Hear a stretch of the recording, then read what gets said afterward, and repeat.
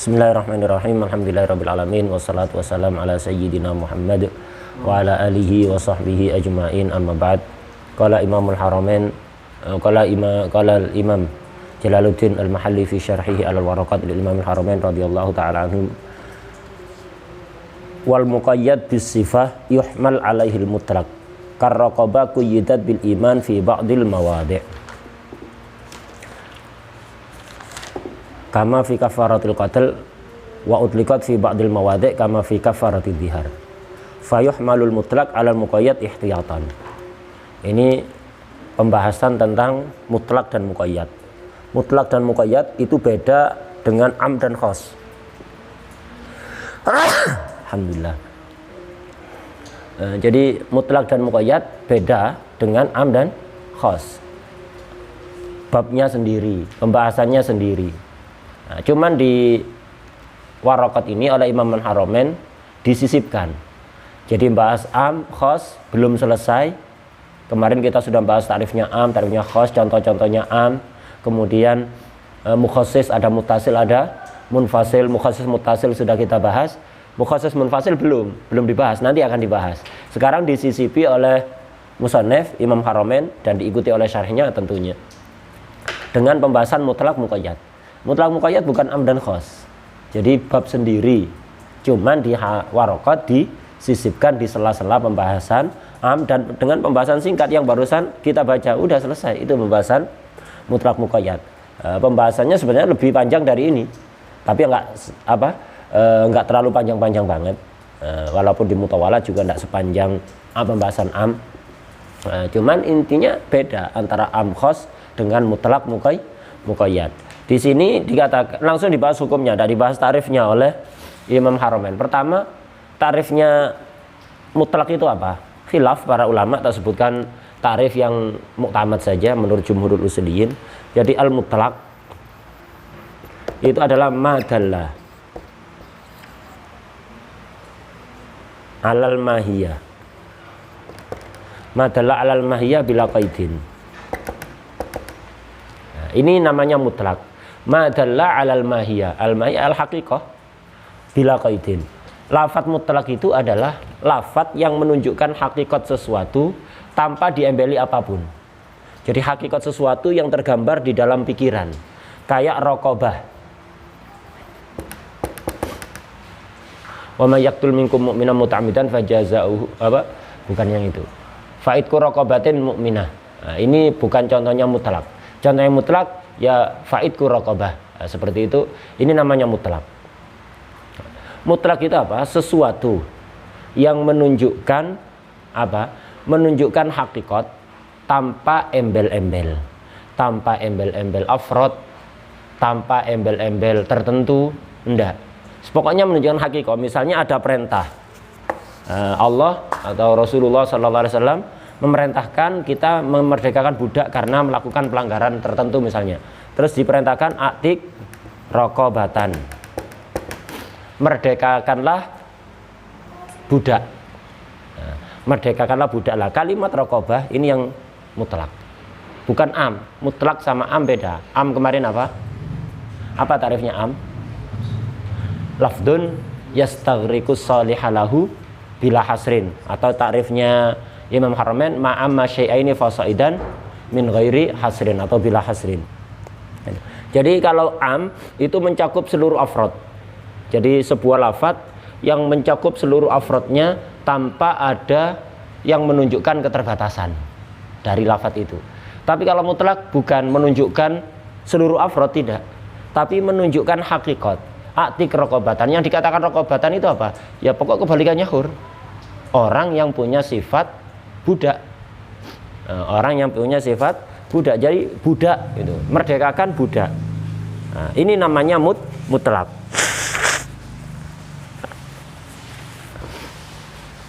Nah, mutlak ini artinya apa yang kita paham di dalam pikiran. Di dalam pikiran kita ketika diucapkan kalimat budak, kita paham apa? Yaitu orang yang dimiliki oleh orang lain. Nah, sebabnya adalah pasti kekufuran sebab awalnya. Sebab awalnya orang asalnya merdeka bisa jadi budak, itu sebabnya hanya satu, yaitu kufur. Tidak mungkin ada sebab yang lain. Kalau kemudian dia masuk Islam, tetap kebudakannya. Tapi kalau orang Islam dijadikan budak, tidak mungkin. Sebab satu-satunya orang bisa jadi budak itu kufur. Nah, kemudian kalau dia punya anak Muslim, punya anak, bisa anaknya jadi budak walaupun Muslim bisa. Tapi sebab awal orang bisa jadi budak itu hanya satu, yaitu kufur. Atik rokobatan. Lah ini menunjukkan makna budak gitu saja. Menunjukkan makna budak. Berarti ketika lafadz mutlak, kalau kita ingin imtisal, ingin nurut, ya pokok merdekakan budak gitu aja. Laki apa perempuan bebas. Kenapa? Rokobah ini, jadi untuk penerapannya lafadz mutlak, ketika kita ingin imtisal melaksanakan perintah yang mutlak ini, ya pokok kita melakukan apa yang sesuai dengan hakikoh. Hakikohnya budak apa ya? Kebalikannya orang merdeka, pokok merdekakan budak. Mau dia itu budak yang anak kecil atau orang sudah balik, perempuan, laki-laki, itu. Kemudian apa saja sudah, pokoknya dia layak disebut budak sudah cukup. Karena yang diperintahkan itu apa? Kita mewujudkan hakikoh, mewujudkan apa? Merdekakan budak, orang yang secara hakikat disebut budak. Dan ini bisa terlaksana, dengan apa? Dengan siapapun yang layak disebut budak, tanpa koyit apapun. Jadi lafadz yang menunjukkan hakikoh tanpa koyit apapun, bila koyitin. Ini yang dikatakan apa? Mutlak. Nah, tapi nggak mungkin kan kita melaksanakan merdekakan budak yang di alam pikiran.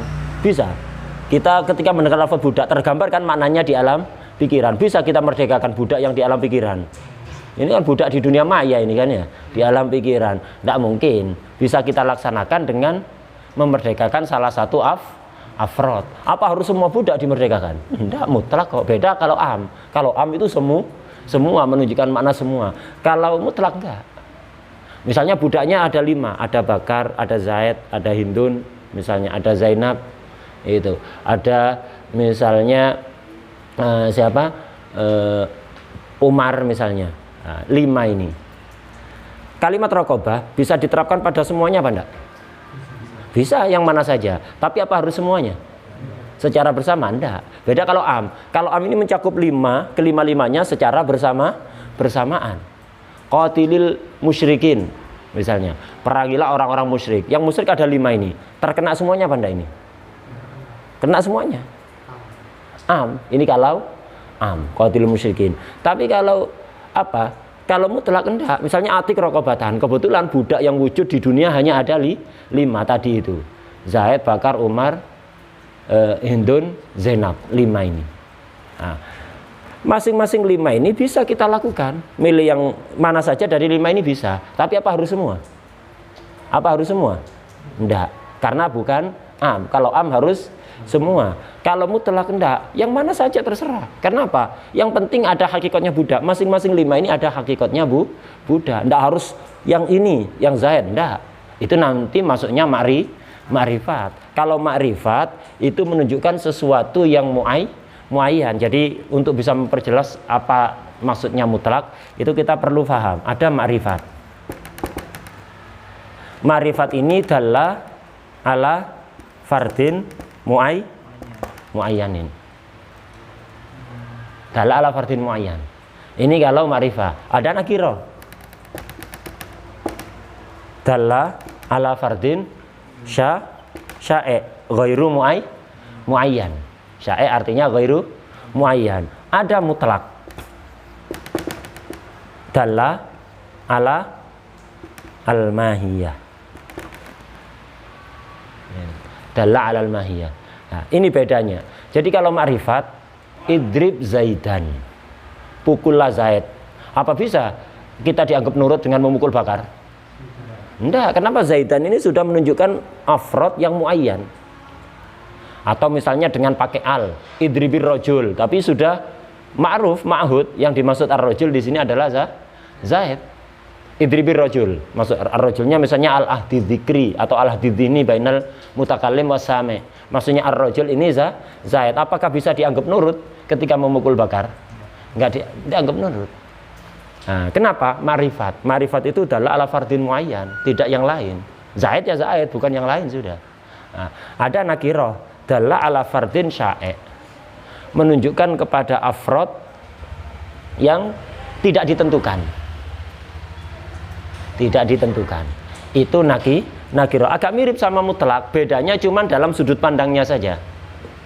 Nah, bedanya dalam sudut pandang. Nah, kalau nakiro itu melihat afrod. Jadi ketika kita mengucapkan lafadz, maka yang diperhatikan itu afrodnya. Afrod yang tidak muayyan, yang mana saja tidak muayyan. Tapi yang mengucapkan itu sudah memperhatikan salah satu afrod.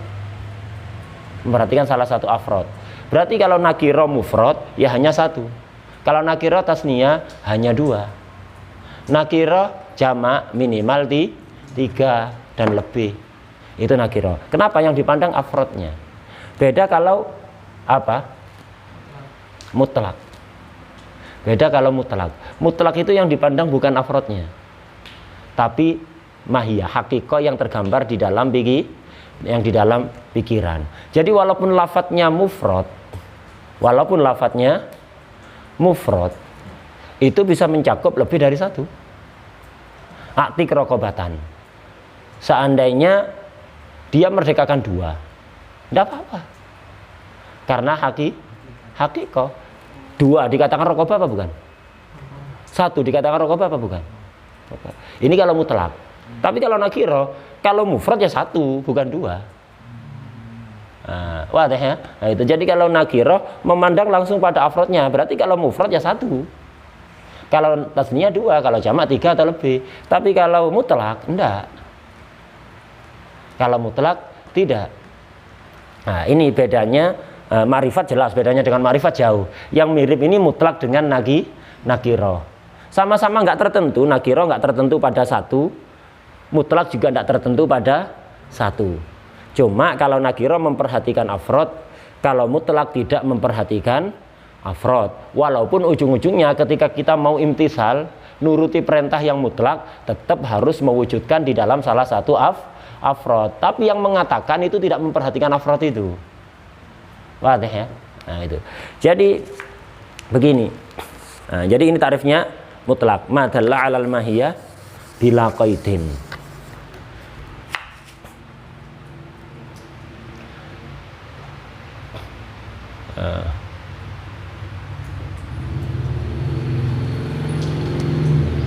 Ini ngefeknya nanti dari perbedaan apakah ini nakiro atau mutlak. Ini kalau ada orang ngomong kayak gini. Suami misalnya ngomong ke istrinya, in walati waladan fa anti tolik misalnya. Kalimat waladan ini nakiro apa mutlak? Ini bisa ngefek ke hukum. In walati waladan fa anti tolik. Kalau kamu melahirkan walad, maka kamu terceraikan. Suami ngomong pada istrinya seperti itu. Kalau waladan ini kita anggap sebagai nakiro, jadi kalau waladan ini kita anggap sebagai nakiro, berarti ini waladan mufrad, tertuju pada afrod yang enggak muayyan, ya kan? Fard yang enggak muayyan. Karena lafadznya mufrad, harus menunjukkan mana berapa berarti? Satu. Berarti jadi seandainya ada seorang istri diomongi gitu kayak sama suaminya, in walati waladan fa anti tolik, maka maknanya kalau kamu melahirkan satu anak, kamu terceraikan. Kalau ternyata kembar dua, tidak terceraikan. Kenapa? Tidak sesuai taleknya. Kan ini tolak yang ditaklek. Tolak yang ditaklek kalau mu'alaknya terjadi, jatuh tolak. Kalau mu'alaknya tidak terjadi, maka tidak jatuh tolak. Ditaklek dengan apa? Melahirkan seorang anak, satu orang anak. Nah ternyata melahirkan dua, sesuai dengan takleknya apa enggak? Enggak sesuai, maka tidak terjadi tolak. Ini kalau waladan kita anggap sebagai nakiro. Tapi kalau kita anggap sebagai mutlak, jatuh talak, kata anaknya 5 tertalak. Misalnya suaminya ngomong in walati waladan fa anti tolik. Kalau kita anggap waladan ini adalah lafadz mutlak, bukan nakiro, tapi mutlak. Kalau mutlak berarti pokoknya walad. Pokoknya walad. Nah, kalau pokoknya walad berarti pokok wujud walad, ada hakikatul walad, terceraikan dia. terceraikan. Nah, kenapa? Ketika dia ngomong kayak gitu, kalau kamu melahirkan anak,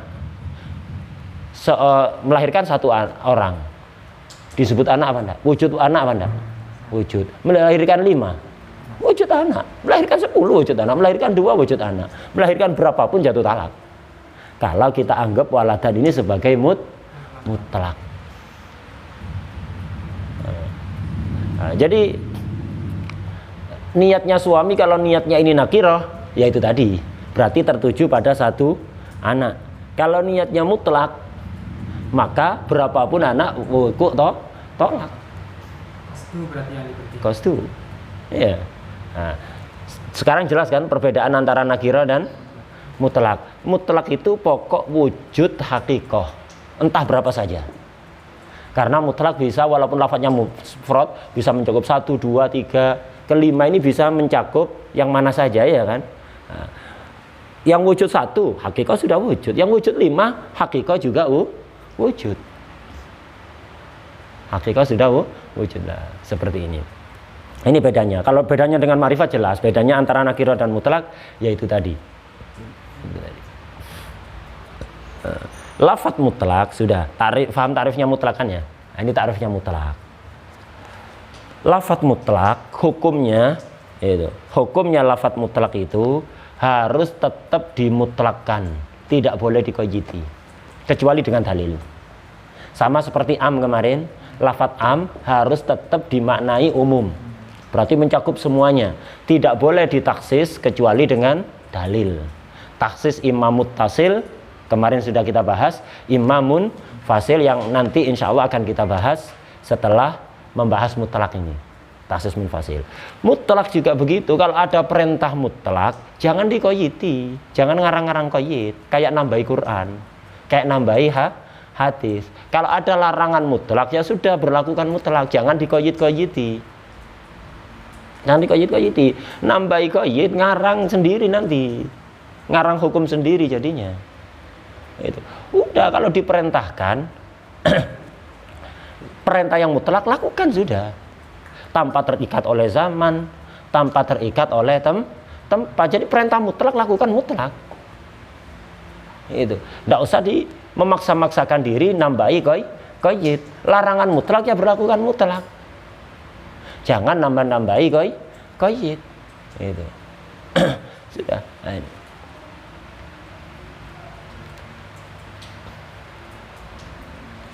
Ya. Udah atik rokobatan, udah merdekakan budak. Nggak boleh kita mengatakan, oh berarti harus mukminah ini. Mana qayyidnya?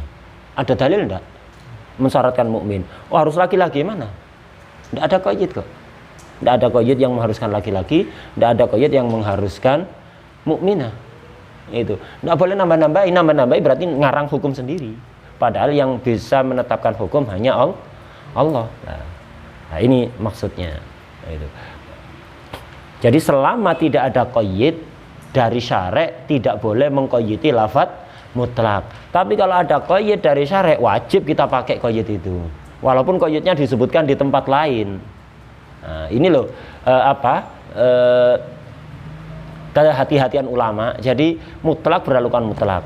Kalau ada qayyid ya berlakukan qayyidnya walaupun disebutkan di tempat lain. Karena itu jangan terburu-buru tahu satu hadis saja sudah berani fatwa atau menyalahkan fatwa ulama yang lain.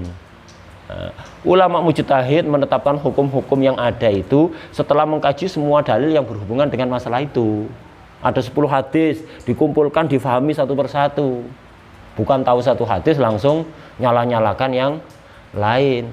Iya, tahu satu hadis karena Rasulullah SAW la yuharik usbu'ahu indat tasyahud. Atau karena sallallahu alaihi wasallam yuharik usbu'ahu indat tasyahud, menggerakkan jari-jarinya ketika tasyahud. Ini apa orang Indonesia tidak ada yang gerakkan tangan, ini bid'ah ini. Padahal hadisnya Rasulullah SAW menggerakkan. Imam Syafi'i tahu hadis ini sebelum ente lahir. Imam Syafi'i tahu, dan Imam Syafi'i mengetahui hadis-hadis yang lain, riwayat-riwayat yang lain yang mengatakan la yuharrik. Kemudian berusaha dipadukan. Ternyata riwayat yang la yuharrik itu lebih kuat dibanding riwayat yuharrik, dan itu berarti riwayat yuharrik yang tidak dipakai, yang dipakai yang yuhari. Kenapa? La yuhari karena lebih kuat. Seandainya pun riwayat yuharik ini kita pakai, tetap kita tidak bertentangan dengan mazhab Imam Syafi'i. Yuharik itu fa'ala yufa'ilu maknanya memang taksir, tapi bisa makna sulasi, menggerakkan. Lah kita asalnya gini terus gini kan menggerakkan juga, tidak harus gini-gini, iya kan? Yuharik itu bisa bermakna menggerak-gerakkan, makna yang umum dari fa'ala yufa'ilu, tapi juga bisa bermakna sulasi, menggerakkan gitu aja. Lah ini yang menggerakkan ini asalnya kan gini, terus begini, ini bergerak enggak? Bergerak, tidak harus gini-gini. Nah, itu. Para ulama menetapkan hukum itu setelah mengumpulkan hadis-hadis yang berkaitan dengan itu, ayat-ayat yang berkaitan dengan itu, kemudian berusaha dipadukan ketika ada bertentangan. Nah, itu. Ada metode mereka bagaimana menyikapi dalil-dalil yang bertentangan. Bukan tahu satu dalil langsung berani berfatwa, merasa paling benar sendiri, menyalahkan yang lain. Seperti itu. Jadi kalau dalil mutlak harus tetap diberlakukan mutlak, tidak boleh dikoyiti kecuali ada koyit dari syarek. Ada koyit dari syarek. Jadi caranya seperti itulah. Di sini katakan wal muqayyadu bisifah. Kebalikan dari mutlak itu muqayyad. Kalau mutlak itu madalla alal mahiyya bila qaidin. Lafaz yang menunjukkan hakikat tanpa ada koyit apapun. Lah kalau muqayyad ada koyitnya. Misalnya a'tik raqabatan mu'minatan. Nah, ini muqayyad ini. Kenapa ada qayyid mu'minah? Kalau ini tidak ada qayyidnya. Nah, ini tidak ada qayyidnya. Kalau ini ada qayyidnya. Jadi kalau ada dua hadis misalnya satunya atik raqabatan, satunya atik raqabatan mu'minatan, masalahnya sama. Ada kapan harus diqayyidi apa enggak, nanti di kitab mutawalat itu diterangkan kapan harus diqayyidi, kapan tidak bisa diqayyidi itu. Jadi atik raqabah dengan atik raqabatan mu'minatan. Ini misalnya menjelaskan masalah yang sama, cuman hadis riwayat yang berbeda, maka yang mutlak harus kita qayyidi dengan mu'minah. Jadi hadis ini pun harus diqayyidi ketika memang masalahnya sama. Ketika nggak sama, imma sababnya sama, imma tidak, dan seterusnya. Nah, itu nanti ada tafsil di mutawalat. Kita paham global gitu aja.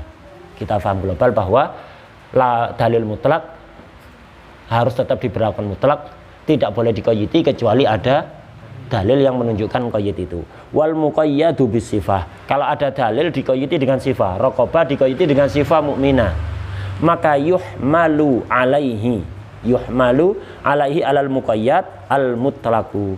Maka dalil mutlak harus diarahkan kepada yang muqayyad. Ini ada dalil muqayyad bisifah yang atas, yang bawah mutlak. Maka dalil mutlak ini harus kita arahkan kepada yang muqayyad. Artinya qayyid yang ada di muqayyad kita bawa juga kepada yang mutlak. Jelas ya? Jadi yuhmalu alaih maksudnya begitu. Yang mutlak diarahkan pada yang muqayyad. Artinya qayyid yang ada di muqayyad kita bawa kepada yang mutlak. Berarti ini walaupun atik raqabatan tidak ada mukminah, kita berlakukan qayyid mukminah ai mukminatan. Karena itu raqabah kafirah enggak cukup. Itu raqabah kafir lanjut. Yuhmal alaihil mutlaq. Contohnya kar raqabah, seperti budak kar raqabah. Ini dikasih al. Karena bukan contohnya, berarti contohnya mutlaknya itu ar raqabah enggak. Kalau ini kan ada alnya nanti. Nah, ini al-ahdi raqabah yang disebutkan di Al-Qur'an itu loh maksudnya. Itu quyyidat bil iman fi ba'dil mawadhi'. Di sebagian ayat, di sebagian tempat di Al-Quran, di sebagian ayat itu diqayyidi dengan iman. Raqabah mu'minah kama fi kafaratil qatli. Seperti di ketika Allah menjelaskan kafarahnya pembunuhan.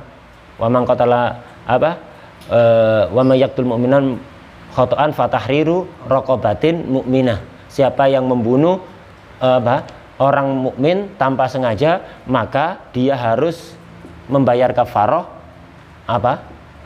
secara tidak sengaja, kafarah memerdekakan budak yang mukminah. Jadi raqabahnya ada qayyid mukminah, fatahriru raqabatin mukminah. Itu ketika Allah menjelaskan kafarahnya pembunuhan. Wa utliqat fi ba'dil mawadhi'. Di sebagian ayat yang lain raqabah itu dimutlakan kama fi kafarati dzihar. Nah, sebagaimana di dalam kafarah dzihar. Ketika Allah menjelaskan kafarahnya dzihar kita tahu kafarahnya dihar, memerdekakan budak, ya kan? Kalau tidak mampu puasa 2 bulan berturut-turut. Lah, ayatnya yang kafarah dihar itu mutlak fatahriru raqabah. Fatahriru raqabah. Gitu. Fatahriru raqabah. Untuk yang pembunuhan fatahriru raqabatin mukminah. Nah, di ayat qatl ada qayyid mukminah, di ayat dihar tidak ada qayyid mukminah. Lah, berarti ada yang mutlak, ada yang muqayyad. Sama-sama kafaroh isinya walaupun sababnya beda. Yang raqabah mukminah sababnya pembunuhan. Yang raqabah saja tanpa qayyid mukminah itu sababnya dihar. Tapi kan hukumnya sama-sama kafaroh. Sababnya beda, hukumnya sama, maka diqayyidi. Yang mutlak diqayyidi dengan yang muqayyad. Maka kalau yang kafaroh qatl jelas budaknya harus mukminah. Yang kafarah dihar sama juga harus mukminah. Ayatnya mutlak, ya mutlak, tapi di tempat lain diqayyidi. Kan sababnya qatl, iya sabab beda tapi hukumnya sama, harus diqayyidi. Itu harus diqayyidi.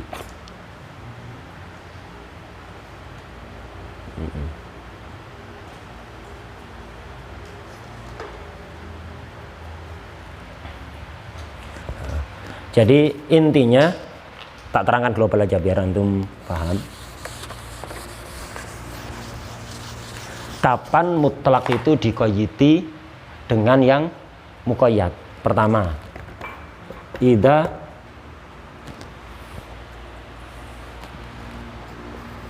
tahada al-hukum wa ikhtalafas sabab. Seperti contoh yang di kitab ini. Hukumnya sama, sababnya beda. Dalam contoh tadi, hukumnya sama-sama kewajiban kafaroh, wujubul kafaroh hukumnya. Sababnya beda. Satunya qatl, satunya dihar. Hukum sama, ikhtalafas sabab. Ini yuqayyad. Yuqayyadul mutlak atau yuhmalul mutlak alal muqayyad. Ini satu. Kedua, ketika sebaliknya ittahadas sabab waqtalaf al hukmu. Ittahadas sabab waqtalafal hukmu. Sama, ini yuhmalul mutlak alal muqayyad. Contohnya kayak apa ini? Contohnya yang kedua ini seperti tayamum dan wudu. Seperti apa? Tayamum dan wudu. Di dalam wudu jelas Allah memerintahkan kita basuh tangan sampai mirfaqain. Idza qumtum ila sholati faghsilu wujuhakum wa aydiyakum ilal marafiq. Jelas-jelas wa aydiyakum ilal marafiq. Ada qayyid ilal marafiq. Nah, tapi di tayamum itu tidak ada qayyid. Itu falam tajidu ma'an fatayammamu sa'idan thayyiban famsahu biwujuhikum wa aydikum. Famsahu biwujuhikum wa aydikum. Tidak ada ilal marafiq. Di wudu ada qayyid ilal marafiq. Di tayammum mutlak aydikum, gitu aja. Nah, di sini sababnya sama. Sababnya wudu dan sababnya tayamum sama. Apa sababnya? Hadas. Iya kan? Sabab yang mewajibkan wudu apa? Hadas. Sabab yang mewajibkan tayamum hadas. Tapi hukumnya beda. Wudu dan tayamum, kalau wudu wujubul ghusli, kalau tayamum wujubul mashi, ghusl dan masah. Hukum beda, sababnya sama. Ya. Hukum beda, sababnya sama.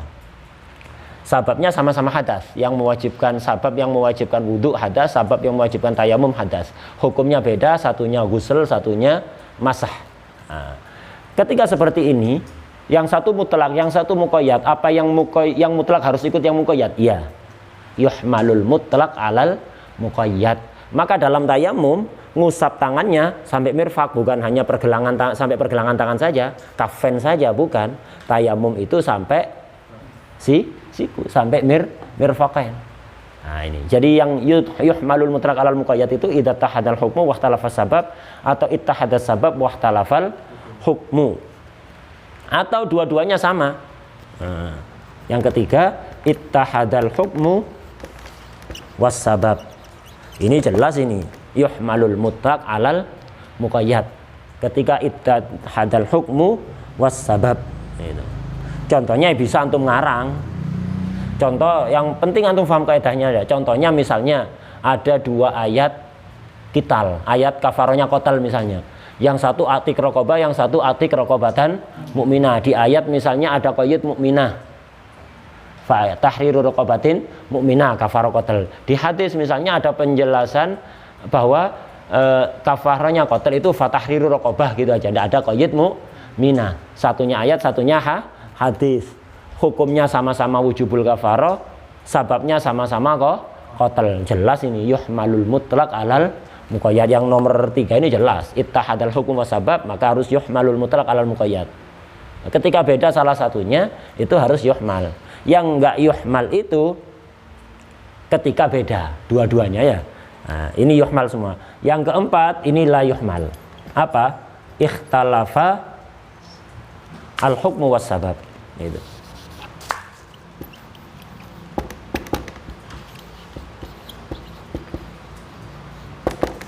Ikhtalafal hukmu wa sabab, hukum dan sabab beda. Ini ya udah jalan sendiri-sendiri. Yang mutlak tetap mutlak, yang muqayyad ya tetap muqayyad. Harus diikutkan satunya kepada yang lain. Itu. Contohnya kayak apa? Kayak iyad di dalam wudhu dan di dalam sarikoh. Apa? Hukuman bagi pencuri. Dalam ayat wudhu tadi dikoyiti apa enggak? Koyiti ilal maro, idza qumtum ila salati faghsilu wujuhakum wa aydiyakum ilal marafiq. Di wudhu muqayyad.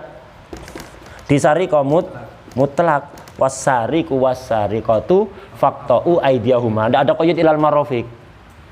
Apakah di dalam sarikoh motongnya juga dari siku? Enggak. Mutlak kok. Lu kan ada yang muqayyad di wudhu.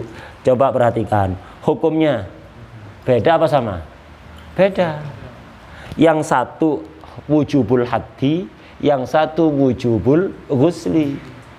Wujubul ghusli dan wujubul haddi beda hukum, sama kayak tayamum dan wudhu tadi, hukumnya beda. Satunya wujubul ghusli, satunya wujubul mashi, sama-sama wajib, tapi apa yang wajib? Yang satu masah, yang satu ghuslu. Hukumnya beda kan dalam tayamum, tapi karena sababnya sama-sama hadas, yuhmalul mutlaq alal muqayyad. Tapi kalau wudhu dan sariko hukumnya beda. Satunya wujubul haddi, satunya wujubul ghusli.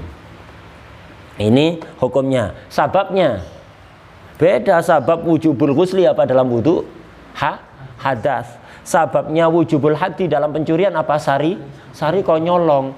Hukumnya beda, sababnya beda. Ya jangan dipaksakan yang mutlak ikut muqayyad. Maka hukumnya apa? La yuhmalul mutlaq alal muqayyad. Kalau tadi sini semuanya yuhmal, 1, 2, 3 yuhmalul mutlaq alal muqayyad. Yang keempat yang enggak bisa, enggak nyambung. Nanti akhirnya kita nyari-nyari terus mutlak muqayyad semua, nanti tidak ada yang mutlak nanti. Kalau kita maksa-maksakan walaupun beda semuanya yuhmal, akhirnya tidak ada mutlak nanti. Semuanya diqayyiti nanti. Nah, itu. Nah, ini secara global saja. Nanti di kitab yang mutawal itu akan ada tafsir lebih detail. Itu memang rumusnya ulama ya. Iya. Iya. Ya kalau hadis yang satu agak kurang kuat rawinya, yang satu agak kuat. Maksudnya? Jadi kalau hukumnya hampir sama kayak hukum dan sababnya, cuma yang satu rawinya kurang kuat kayak tadi yang mutlak muqayyad ah. Iya. Lah mutlak muqayyad tetap walaupun pokok selama masih dalil itu bisa dipakai, yaitu kurang kuat atau apa, yang penting masih memenuhi syarat untuk bisa dipakai sebagai dalil. Satunya mutlak, satu muqayyad. Kalau yang tergolong 1, 2, 3 ini, maka al mutlak yuhmal alal muqayyad. Kalau yang keempat enggak. Jelas. Kalau yang tadi itu yuharik la yuharik, ini bukan mutlak muqayyad, ini ta'arud, bertentangan. Kalau ini tidak bertentangan, cuma satunya mutlak, satunya muqayyad. Nah, rumusnya al mutlak yuhmal alal muqayyad kecuali yang nomor 4 yaitu idza talafal hukmu was sabab. Idza talafal hukmu was sabab itu la yuhmal. Ini hukumnya jadi tadi apa dari depan wal muqayyad bisifah yuhmal alaihil mutlaq ila akhiri. Kemudian ini fa yuhmalul mutlaq alal muqayyad. Yang mutlak harus diarahkan pada yang muqayyad. Artinya qayyid yang ada di muqayyad kita bawa juga kepada yang mutlak. Jadi qayyid yang ada di dalil yang muqayyad itu kita bawa kepada dalil yang mutlak. Untuk apa? Ihtiyatan, sebagai bentuk kehati-hatian. Kayak tadi idku raqabah. Dalam kafarah qatl jelas ada qayyid mukminah. Kalau nggak mukminah berarti tidak sah. Iya kan? Kalau nggak mukminah berarti tidak sah. Dalam kafarah dhihar tidak ada qayyid. Fatahriru raqabah. Nah, ini kenapa sih kok harus dikoyiti mukminah juga disamakan dengan qatl? Iya, untuk kehati-hatian, karena seandainya yang diwajibkan oleh Allah itu mukminah, dengan melaksanakan mukminah kita bebas. Seandainya yang dikehendaki Allah mutlak bebas, mau mukminah mau kafirah terserah, kita melaksanakan mukminah juga bebas. Tapi kalau kita memerdekakan pokok budak kafirahnya, ayatnya mutlak, fatahriru raqabah. Ya, dalam dhihar akhirnya memerdekakan budak yang kafiro. Iya kalau ternyata Allah menghendaki mutlak bebas. Tapi kalau ternyata yang dikehendaki Allah mukminah, akhirnya tidak bebas. Sebagai bentuk kehati-hatian, ya sudah merdekakan saja yang mukminah. Jadi hamlul mutlak alal muqayyad itu yang mendasari apa? Ihtiyat li ajlil ihtiyat.